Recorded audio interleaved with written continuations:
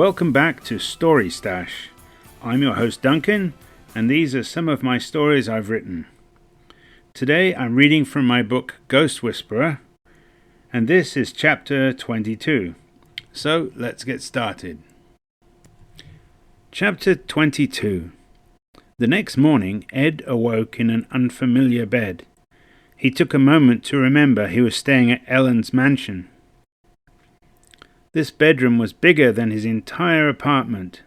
The bed was plush and far too luxurious for his taste. He rolled out and took a shower in the adjoining bathroom. Once dressed, he discovered the next challenge. He forgot the route back to the family room. It took him a few attempts before he arrived. Ellen sat on the sofa with a coffee and her laptop. "Good morning, sleepyhead. The coffee's on the table," she said. "Thank you." Ed poured himself a coffee and took a sip. This coffee was at a next level. "Noah called, but I told him you were asleep. He said it's over and to call back whenever you like. He probably wants to tell me they captured the Russian agents." "Did you want a full breakfast? I usually just have a coffee. I can order you anything you like," said Ellen. "Actually, I only take coffee in the morning. That's one more thing we have in common," said Ed. Ellen smiled. "Did you sleep well?" "I did. Very comfortable, thank you. Until I get a new doctor's note that says I'm recovered, I can't return to work. I'd best stay here with you a while longer." "You're not really sick. You just enjoy my company." "I certainly enjoy your company. Most ladies ignore me. I'm just a nerd." Ellen held Ed in a hug and looked into his eyes. "Their loss. We jointly manage a charitable trust with over $8 million in assets. You also saved my life." "Right." Ed and Ellen sat on the sofa with their laptops. Ed worked on software bug fixes, while Ellen checked her portfolio. Ellen looked up from her laptop. "Ed, I enjoy us being together like this." "I agree. I could get used to this." "You could." Soon Connor arrived with another ghost. The other ghost had one chain wrapped around him. "Hello, Connor." "Hey, Ellen." "Connor is here," said Ed. Ellen was unable to see the ghosts. "Ed, this is Ezra Wright. He's the first ghost to find a worthy cause," said Connor. Ed turned to Ellen. "We have a ghost with a worthy cause." "Oh, good. I'll take notes. You relay the details." The ghost of Ezra Wright explained the potential worthy cause. It involved a single mother who needed some help with her rent. Ed told the details to Ellen, who wrote it down. "I'll have it investigated before making a contribution. This may take a few days. I'll have Ed inform you via Connor when we have news," said Ellen. "Ed, please thank Ellen for us," said Connor. "Ellen, Connor says thank you." "Oh, I have some news for Connor. I heard from my attorney. They are proceeding to get exoneration for Billy. My attorney says he was confident it should be soon. Can you please tell Cooper?" "Wow, that is good news. Again, my thanks. I'll tell Cooper." Both ghosts floated out through the wall. "They're gone. Connor said thank you." "They're welcome. It's what we do," she said. "I hope the charitable act can remove the chain. Even if it doesn't, charity is always worthwhile." "Agreed." They went back to working on their respective laptops. Later, there was a knock at the open doorway. "Please come in, Jace," said Ellen. The burly security agent entered. "Miss, I've replaced Ed's phone with a secure model. I've copied the contents of his previous phone, minus a few apps that were less secure." "Thank you, Jace. Ed, here is your new phone." Jace handed the phone to Ed. "Thank you," said Ed. "I added this app to the home page. It acts like a panic button and will summon help." That could be helpful. I've had some trouble with Russian agents pursuing me. Yes, sir. We also gave your car a tune-up, brake job, and oil change. The safety of our principal and yourself are important to us. Ed wasn't sure how to respond. At least their intentions were honorable. Thank you, Jace. We appreciate your thoroughness, said Ellen. Jace showed a brief smile.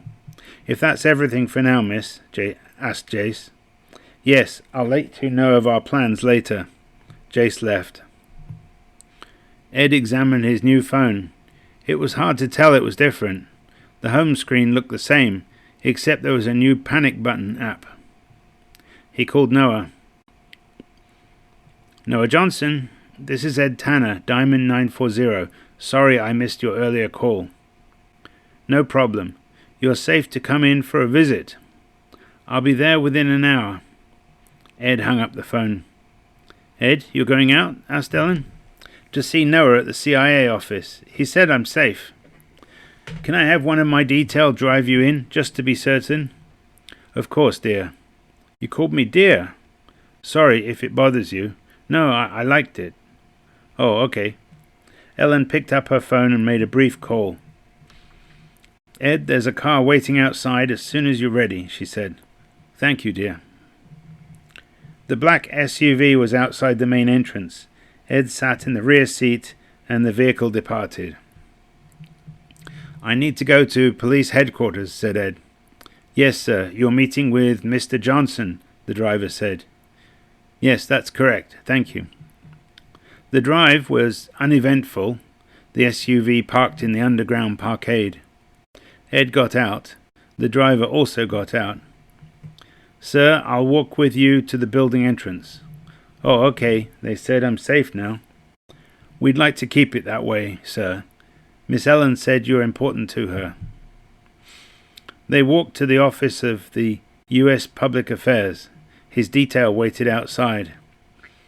The receptionist escorted Ed through the security checkpoint and to the usual meeting room. Soon, Noah Johnson arrived. Good morning, Ed. Sleep well? Very well, thanks. Good. The intel you gave me was perfect. We apprehended a team of 6 Russians at their safe house. They literally walked out into our waiting arms. Are you sending them home? Asked Ed. That's up to the CIA. You located a Russian kill squad which allowed us to stop them before they could cause trouble on U.S. soil. Congratulations. Thank you. I don't suppose you can tell me how you tracked them down so quickly. I can't say too much, but we saw some Russians watching my apartment. We followed them to their safe house. Excellent counter-surveillance. It bagged us some Russians. So you're safe again. Noah handed him a piece of paper.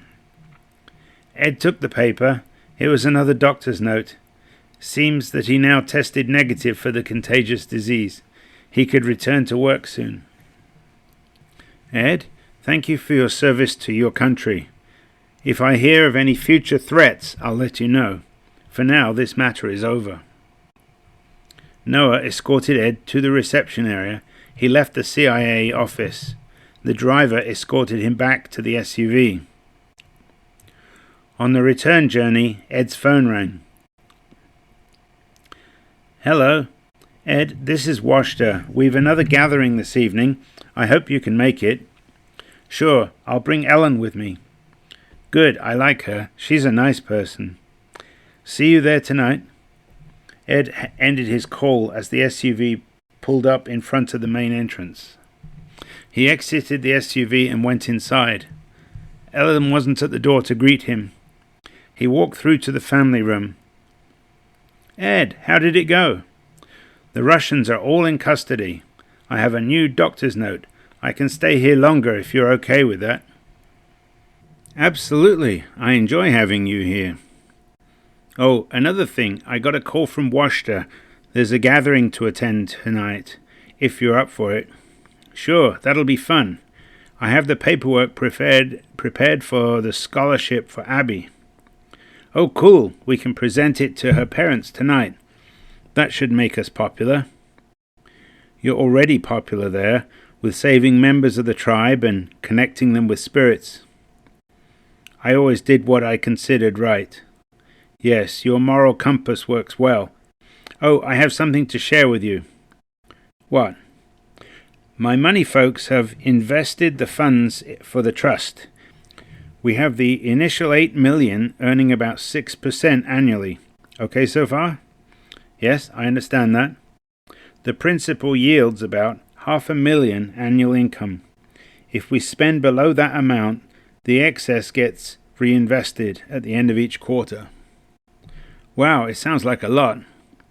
But if we exceed the interest income, it draws down the principal. We should avoid that.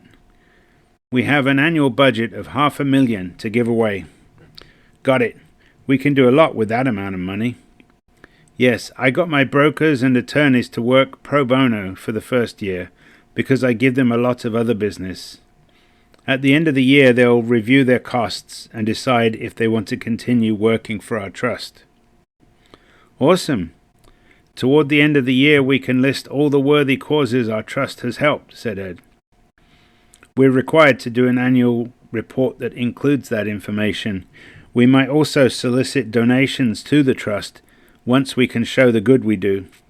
If the principal grows, we can contribute more. More than $500,000 a year? I find it hard to comprehend that much. I believe there is more need in Seattle than we can currently handle. We'll stay at this level for the first year and later decide what happens next. Okay, we're waiting for those ghosts to come up with worthy causes. I'm hoping that we not only help the living, but we help ghosts. We'll find out in due course. I have people investigating the first one. Wonderful, dear. I like when you call me that, she said. That evening, Ed and Ellen left the mansion. They sat in the back seat of an SUV. 2 burly security agents sat in the front. They drove out through the main gate, past the security guard, who waved at them. Soon they pulled into the parking lot at the Duwamish Longhouse. Ed exited the SUV and held the door for Ellen. Ed and Ellen joined the Duwamish people, who walked towards the entrance. Just inside, Ed met Washta. Hello, Ed and Ellen. Glad you could make it. I'm glad I could make it too, said Washta. You're fully recovered by now? Asked Ed. Oh, yes, thanks to you. That's perfect then. Have you seen Abby here yet? Asked Ed. I think so. Try towards the kitchen. Will do. Ed and Ellen continued, hand in hand. They soon discovered Abby helping in the kitchen. Hello, she said. Abby handed some fried bread snack. Ed took a bite. I don't eat that. It's too much carbs, said Adam, her dog. Ed was used to talking with animals that were reincarnated spirits. Oh, hello, Adam. How is your new life? It's good. I have a purpose and a family that cares for me. Thank you, Ed. You're welcome. Ellen and Abby watched Ed and the dog speaking, but couldn't understand either. Abby, are your parents here? We'd like to talk to them, said Ellen. Oh, sure. I can take you to them. They followed Abby through the people in the hall until they found her parents. Mum, Dad, Abby said. They turned towards her and saw Ed and Ellen. They smiled. Her dad shook Ed's hand.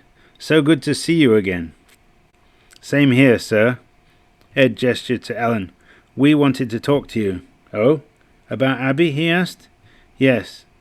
Ellen and I now manage a small charitable trust, which allows us to contribute to worthy causes, said Ed. And we decided on the first recipient. We're giving Abby a full college scholarship. I have all the details here. Ellen handed an envelope to Abby's father. Her dad stood there holding the envelope. She can choose an academic degree or a vocational college. It could be in Seattle or elsewhere, said Ed. Dad? Asked Abby. He shook his head. I'm sorry, you surprised me. This is most generous. Abby, Please take this and keep it safe. It takes a village, or in this case a tribe, to raise a child. We hope you'll permit her to accept our help. Thank you, medicine man. This is most kind of you both. We encourage our daughter to make her own decisions, but we will discuss this later with her, said her mother. Her dad nodded. This opens doors that are usually closed to Duamish women. I'm sure she'll make the best of this. Awesome, said Ed. After exchanging more pleasantries, Ed and Ellen moved on. Soon the crow Absaroki flew in and perched on Ed's shoulder. Hello, Ed. How are you doing? He asked. I keep busy. Everything okay with you? Washta has fully recovered. She walks with me and spends time with Panna. That sounds good. I could do with some peaceful weeks where nothing happens, if you know what I mean. I understand. Ed gestured at Ellen. This is Ellen. She's a close friend. The crow bowed to Ellen. Hey, Ellen, Absaroki was giving you his respect. Oh, okay. Thank you, Absaroki, she said. Soon 2 young women approached from the kitchen, each carrying a plate piled up with food. Hey, Ellen, I think we both got the hero special plate tonight, said Ed. After the gathering ended without incident, Ed and Ellen returned to the SUV. They drove back home at a sedate pace. That was a fun evening, said Ellen. It was. No disasters happened, no abductions or bears in the parking lot. We both had plenty to eat. Yes, I'm quite full. It appears word got out about the scholarship. You're now a hero there. Expect them to make you an honorary member next, said Ed. The SUV passed through the main gate and stopped outside the front door. Ed and Ellen stepped out. Ellen thanked her security detail before they went inside. They held hands and walked to the family room. Would you like a drink? Asked Ellen. I'm not one for alcohol, and it's too late for coffee. Could I get some hot chocolate? An excellent idea. Ellen picked up a phone and ordered. It'll be here soon, she said. A few minutes later, a maid arrived with a tray, cups, and a thermos jug. She put it on the table and departed. I forgot I should send that doctor's note to my boss, said Ed. He picked up his laptop. Ellen poured cups of hot chocolate. Once he sent his email, he closed his laptop and turned to Ellen. They sipped their drinks. This hot chocolate is yummy, he said. Agreed. So you're staying here with me tomorrow? I am, unless you want me out of here. Oh no, quite the opposite. I like your company. Being with you gives meaning to my life. Not only did you save my life, but you make my life worthwhile. Wow. Ellen leaned in to kiss Ed on the lips. Just then, Sara and another ghost arrived. As soon as Ed saw them, he pulled back. Ellen, I hate to interrupt this, but we have company. Ellen sat up straight and reached for a notepad and pen. Who has arrived? I'm Sara, and this is the late Michael Clark, said Sara. We have Sara and Michael Clark, Ed translated for Ellen, as she couldn't hear Sara. Ellen wrote the names down. Ed, Michael Clark needs your help. Of course. What can we do for you, Mr. Clark? Asked Ed. I died recently.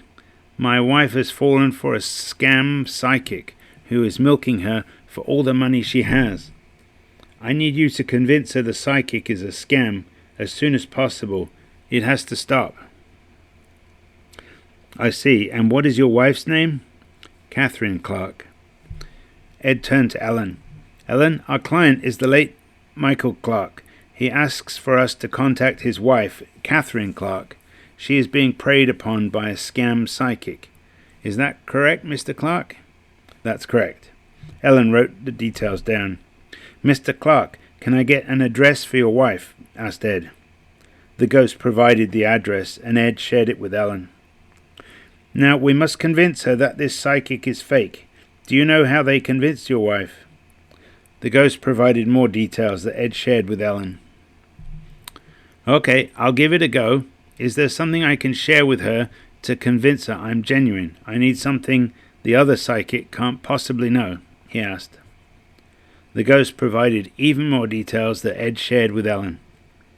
That's all I need for now. I know where to find Sara, and I suggest you keep in contact with her. Ed, perhaps you need the name of the fake psychic, asked Sara. Right. Sorry, Mr. Clark, do you have a name for this fake psychic?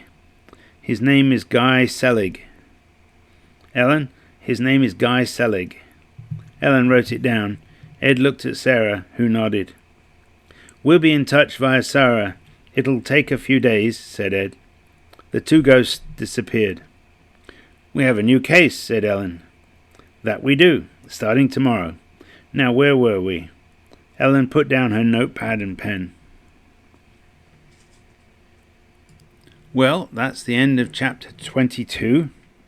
Next episode we have chapter 23. Ed and Ellen visit the Italian restaurant. They visit Washta and help a spirit of a Dwamish woman named Shima. Hope to see you next episode.